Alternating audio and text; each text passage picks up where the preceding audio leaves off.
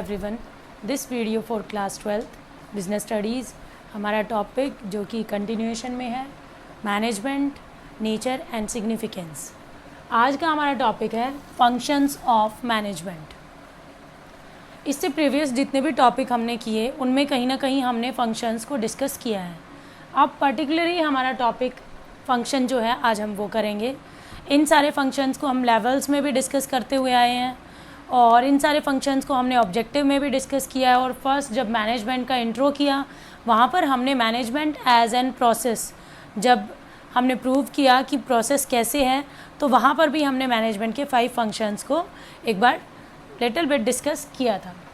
तो यहाँ पर हम मैनेजमेंट के फंक्शंस को डिस्कस करेंगे और मैनेजमेंट के इन्हीं फंक्शंस पर आगे हमारे फर्दर चैप्टर्स होंगे जो कि 8 चैप्टर्स तक होंगे और इन्हीं फंक्शंस को हम वहाँ पर डिस्क्रिप्टिव फॉर्म में पढ़ेंगे।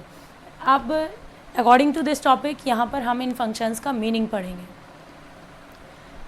5 फंक्शंस हैं हमारे: planning, organizing, staffing, directing and controlling, जिसको हम POSDC शॉर्ट फॉर्म ये भी इससे भी जानते हैं जिससे जल्दी याद हो जाता है, POSDC, planning, organizing, staffing, directing and controlling. First of all हम डिस्कस करेंगे प्लानिंग। प्लानिंग क्या है? प्लानिंग जैसा कि नाम से पता चल रहा है, कुछ प्लान करना, किसी प्रोजेक्ट के बारे में प्लान करना, किसी टारगेट के लिए प्लान करना, किसी काम के लिए प्लान करना। हम नॉर्मल वे में भी बोल सकते हैं कि चलो कुछ प्लान करते हैं इसके लिए, पार्टी के लिए या कुछ भी कहीं जाना आना हो। तो ये सब प्लान करना मतलब कोई भी योजना बनाना, किसी काम को करने से पहले सोचना वो काम कैसे करना है। So planning is always the first function performed by every manager. ये 5 फंक्शन वो हैं जो हर मैनेजर को किसी भी बड़ी छोटी profit organization, non profit organization, academic institutions, artificial organizations जितनी भी हैं, हर किसी ऑर्गेनाइजेशन के मैनेजर को ये 5 फंक्शंस फॉलो करने ही होते हैं। सो ये बेसिक फंक्शंस हैं हमारे मैनेजमेंट के। साइज़, नेचर और टाइप ऑफ ऑर्गेनाइजेशन कुछ भी हो, डजेंट मैटर, बट 5 फंक्शन हमें ये करने ही होंगे हर ऑर्गेनाइजेशन में। प्लानिंग का जो हमने पढ़ा, प्लानिंग मैनेजमेंट का फर्स्ट फंक्शन ही रहेगा, performed by every manager. Planning refers to, अगर मीनिंग की बात करें, planning refers to deciding in advance, deciding in advance. Advance में कुछ डिसाइड करना। क्या डिसाइड करना? क्या डिसाइड करोगे? What to do, what to do, क्या करना है। हाउ टू डू, कैसे करना है। व्हेन टू डू, कब करना है। And who is going to do, कौन करने जा रहा है। ये प्लानिंग हमें बताती है। Planning refers to deciding in advance what to do, how to do, when to do and who is going to do। क्या करना है, कैसे करना है, कब करना है और किसके द्वारा किया जाना है या फिर कौन करने जा रहा है, ये सब प्लानिंग है।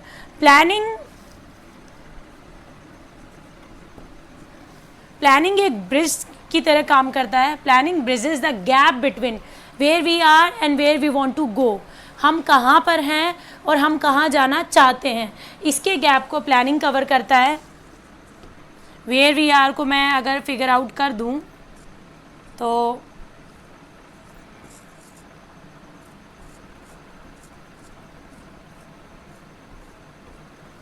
वेयर वी आर हम कहाँ हैं, and where want to go, where we want to go, हम कहाँ हैं और हम कहाँ जाना चाहते हैं। यानी हम यहाँ हैं और इससे मोर स्ट्रॉन्ग हम बनना चाहते हैं, तो ये पोजीशन आएगी। प्लानिंग हमें यहाँ से यहाँ ला देती है। Where we want to go, reach, या where we want to go simply भी बोल सकते हैं ऐसे ही। Every manager start with deciding in advance the objective of an enterprise and how to accomplish these objectives। Planning is the base of all other functions. इन सभी functions का base बनता है प्लानिंग, जो कि हमें ये बताता है किसी काम को कैसे किया जाना है। इससे प्रीवियस जब वीडियोस में हमने प्लानिंग को डिस्कस किया, वहाँ पर हमने प्लानिंग को डिस्कस किया था स्टैंडर्ड सेट। वो स्टैंडर्ड सेट इन्हीं प्रोसेस से तो किए जाते हैं, what to do, how to do, when to do and who is going to do and where we are, where we want to reach। ये सभी प्रोसेस, ये सारा जो प्रोसेस होगा ये उसी के लिए होगा कि स्टैंडर्ड सेट करने हैं हमें, ऑर्गेनाइजेशन के लिए टारगेट सेट करना है और उनको अचीव करना है। ये सब प्लानिंग में होगा।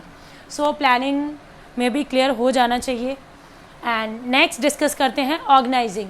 ऑर्गेनाइजिंग का भी हमने इससे प्रीवियस वीडियोस में जितनी बार भी डिस्कस किया, कुछ स्ट्रक्चर की बात की थी, है ना। Establishing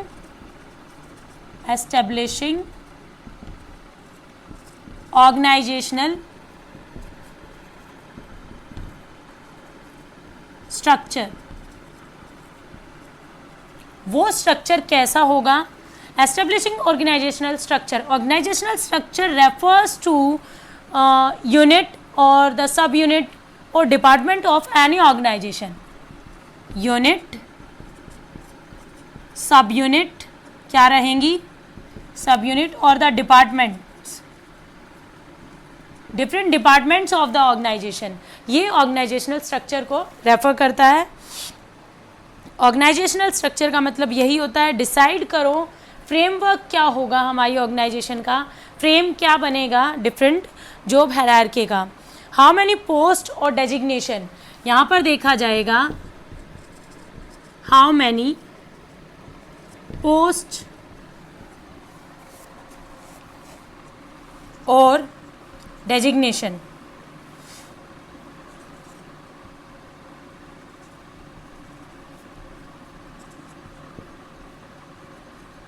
Designations are needed। कितनी पोस्ट और कितने डेजिग्नेशन हमारी ऑर्गेनाइजेशन में ज़रूरत है। और इसके बाद इसमें authority and responsibility, authority and responsibilities set की जाएंगी कि किसके पास अथॉरिटी होगी एंड कौन पर्सन रिस्पॉन्सिबल होगा। इसी अथॉरिटी एंड रिस्पॉन्सिबिलिटी से फिर एस्टैब्लिश होगा reporting system, establishment of reporting system, reporting system यानी कितनी पोस्ट होंगी और उनकी क्या क्या अथॉरिटी एंड रिस्पॉन्सिबिलिटी होगी। एंड रिपोर्टिंग सिस्टम मीन्स कौन किसको रिपोर्ट करेगा, यानी हमेशा सबऑर्डिनेट अपने सुपीरियर के लिए ही रिपोर्ट करेगा, काम के लिए रिपोर्टेबल होगा। एंड सबऑर्डिनेट अपनी ग्रीवेंसेस भी जो है सुपीरियर तक ऑर्गेनाइजेशनल स्ट्रक्चर के जरिए ही पहुंचा पाएगा। सो एक बार जो डिसीजंस यहाँ पर ले लिए जाते हैं ऑर्गेनाइजेशनल स्ट्रक्चर में, वो सारे जैसे जो स्ट्रक्चर सेट कर दिया गया उसी के अकॉर्डिंग फिर सारे जॉब हायरार्कीज फिलअप किए जाते हैं। सो ऑर्गेनाइजिंग क्लियर होगा। ऑर्गेनाइजेशनल स्ट्रक्चर फ्रेम आउट किया जाता है, सारी जॉब्स, पोजीशंस, जॉब और डेजिग्नेशंस जो है असाइन किए जाते हैं। अथॉरिटी एंड रिस्पॉन्सिबिलिटी एस्टेब्लिशमेंट की जाती है, जिससे एस्टेब्लिशमेंट ऑफ रिपोर्टिंग सिस्टम होता है। अब आते हैं staffing, third function of the management, staffing, जहाँ पर इसको थोड़ा रब करना पड़ेगा।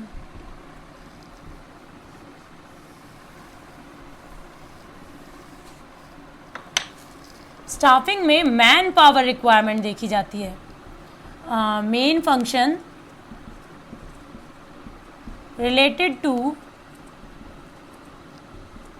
Man power requirement. यहाँ पर देखा जाएगा, अगर फर्स्ट फंक्शन लूँ तो रिक्रूट करना, रिक्रूट जिसका मतलब होता है inviting the people in the organisation, लोगों को कंपनी में इनवाइट करना। This is a positive process because सभी जितने भी लोग आएंगे एक बार सबको बुला लिया जाता है, देन सिलेक्ट किया जाता है। So first is the recruiting.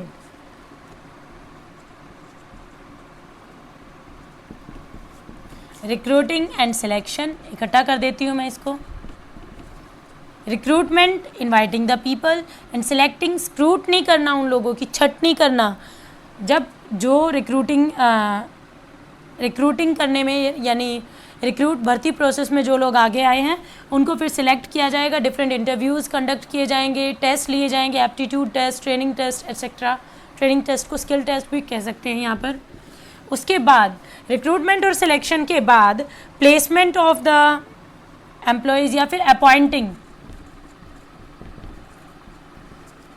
Appointing the employ को अपॉइंट किया जाएगा, जहाँ पर उसका ओरिएंटेशन प्रोग्राम किया जाएगा, यानी इंट्रोड्यूस कराया जाएगा ऑर्गेनाइजेशन से. नेक्स्ट फंक्शन आता है हमारा असाइनिंग देम ड्यूटीज़.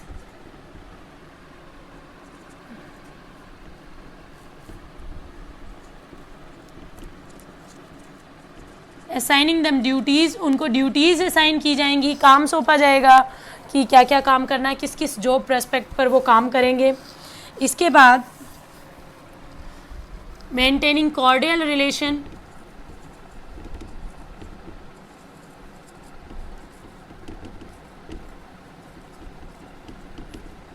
ऑर्गेनाइजेशन के एम्प्लॉयज़ के बीच रिलेशन सेट किया जाएगा. Relations, cordial relation means formal relations जो काम से रिलेटेड होता है वो सेट किया जाएगा. उसके बाद training and development,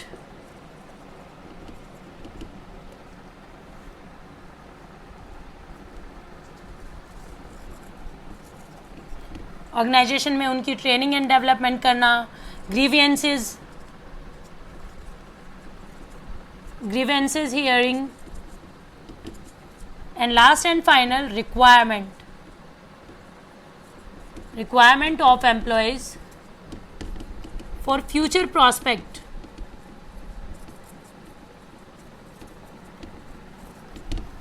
future prospects के लिए नंबर ऑफ एम्प्लॉयज़ की रिक्वायरमेंट देखना. And maintaining personal record of the employee, मतलब फाइनली पर्सनल रिकॉर्ड जो है मेंटेन किया जाएगा. और वो कब होगा? मैन पावर रिक्वायरमेंट देखने के बाद, रिक्रूट, सिलेक्शन, एम्प्लॉय की appointment, duties assigning, cordial relation, after that training and development, and with this grievance hearing करते हुए, requirement of employees for future prospect करते हुए स्टाफिंग फंक्शन यहीं पे इतना ही जो है स्टाफिंग फंक्शन के अंदर काम किए जाएंगे. नेक्स्ट फंक्शन डिस्कस करते हैं हम डायरेक्टिंग. डायरेक्टिंग जो है, डायरेक्टिंग में अगर देखा जाए तो once the employees are appointed there is need to instruct them and get the work done. अगर एक बार जब एम्प्लॉय को आपने असाइन कर लिया, ऑर्गेनाइजेशन में ले लिया है, उसके बाद उसको टाइम टू टाइम इंस्ट्रक्ट करने की ज़रूरत पड़ेगी. टू इंस्ट्रक्ट द एम्प्लॉयज़, यहाँ पर एम्प्लॉयज़ को इंस्ट्रक्ट किया जाएगा. डायरेक्टिंग में कुछ डायरेक्शंस प्रोवाइड कराई जाती हैं. डायरेक्शंस प्रोवाइड कराई जाती हैं. डायरेक्शंस में कुछ instructions,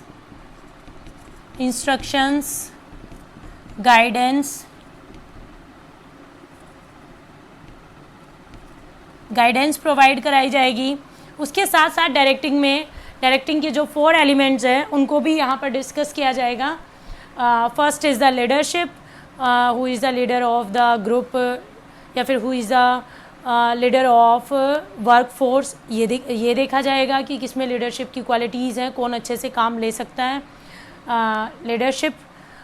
second is the supervisor कौन होगा, सुपरवाइज़र में क्या क्या एबिलिटीज़ होंगी, कौन कौन से ट्रेड्स होने चाहिए सुपरवाइज़र में. Next motivation. डायरेक्टिंग में मोटिवेशन के लिए मोटिवेट करने के कुछ इंसेंटिव्स प्रोवाइड किए जाएंगे. Incentives financial as well as non financial हो सकते हैं. और मोटिवेशन का एक प्रोसेस भी है जो डायरेक्टिंग में किया जाता है, मास्लो नीड हायरार्की जिसे कहा जाता है, वो भी हम डायरेक्टिंग के अंडर ही करते हैं. And after that last is the communication of the employees. ये सारे फंक्शन जो हैं डायरेक्टिंग में हम स्टडी करते हैं. फर्स्ट अब अगर लिया जाए तो element, first supervision, leadership, communication,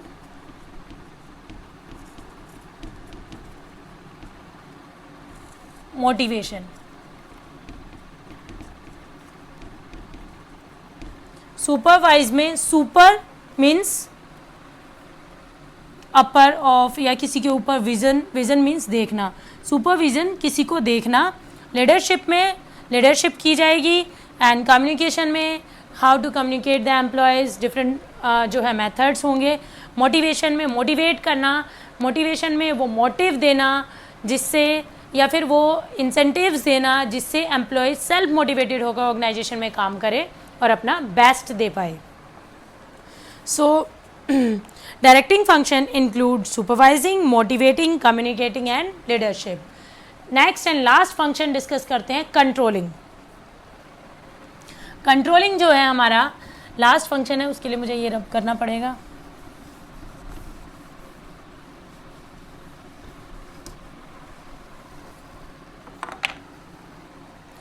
last function of management.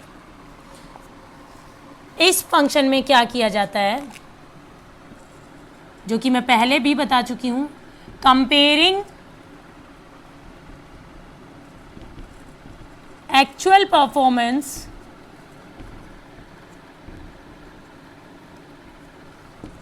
With standard performance.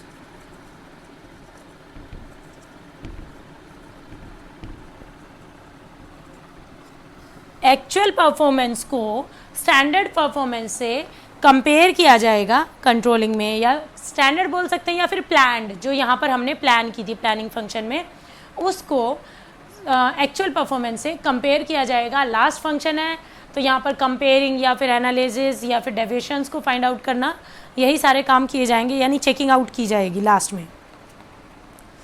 And if there is no match between these two terms, जो भी टर्म्स होंगी, हमारा जो भी डाटा सेट होगा, अगर इन दोनों के बीच कोई भी मैच नहीं हो रहा, then manager find out the deviations of these datas. Deviations find out करके इसके बाद मैं लिख ही देती हूँ जिससे प्रोसेस क्लियर हो जाए. Finding deviation,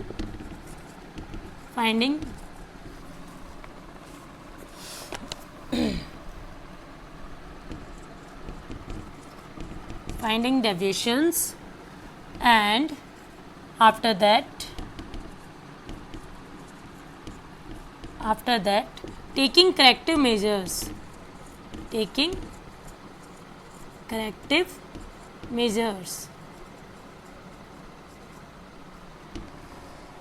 corrective measures. This is the process of controlling.